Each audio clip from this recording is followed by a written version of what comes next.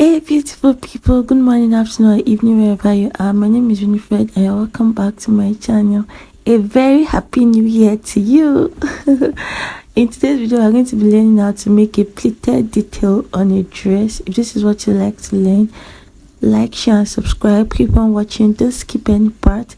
So without too much talking, let's get to the honey of this video. Let's go. I love you. Hey beauty, welcome to my channel.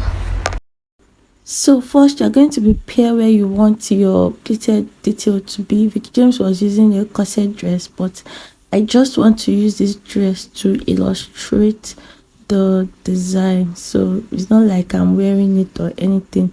So now this is the dress I'm using. I've already made the down part, so now I'm trying to measure out where the pleated detail is going to sit.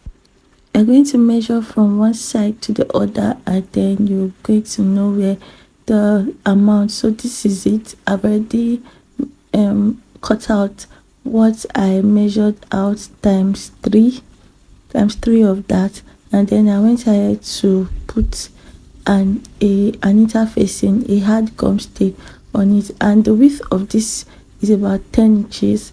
I cut it into two because I didn't have enough fabric to make the tutorial, because I shouldn't have cut it. Actually, it should be at least a bit wide, because the one on Veekee James was a bit wide. It was not that small, but because this is just for the sake of this tutorial, so I decided to cut it into two so that I can have the main fabric and the lining.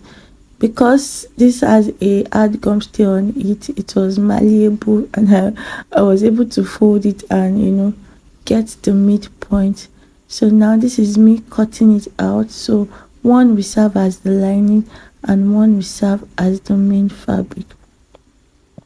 So now once that was done, the next thing I'm going to be doing is to place it on top of each other, right side facing right side, and just stitch it all around.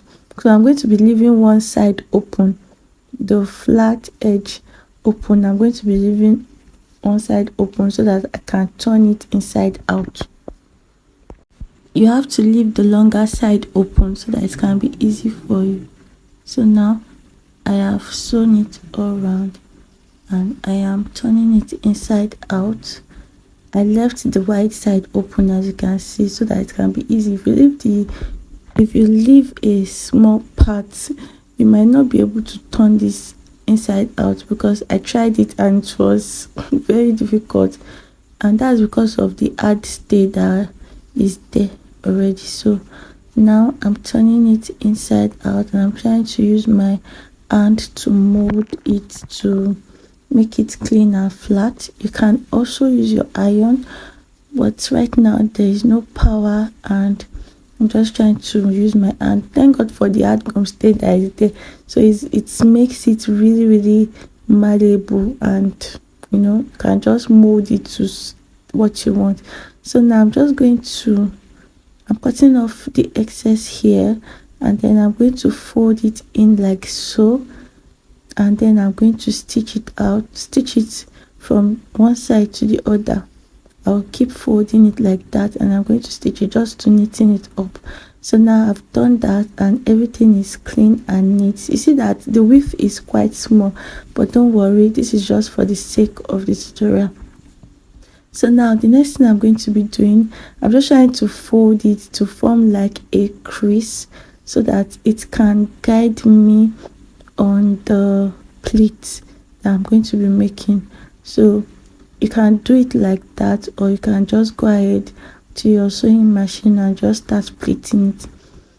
So this is me taking it to my sewing machine. It was a bit heavy on my machine, but don't worry, just need to be patient and it's going to sew it for you.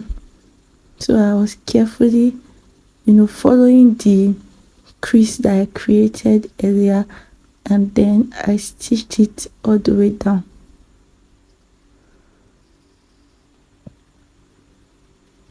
So that is it. That is simply how that detail was created. Then once you've done it like this, you place it on the fabric that you want and it will form the design for you. So this was what I got at the final end. Thanks for watching. Till I see you in the next one. I love you and I care. Bye.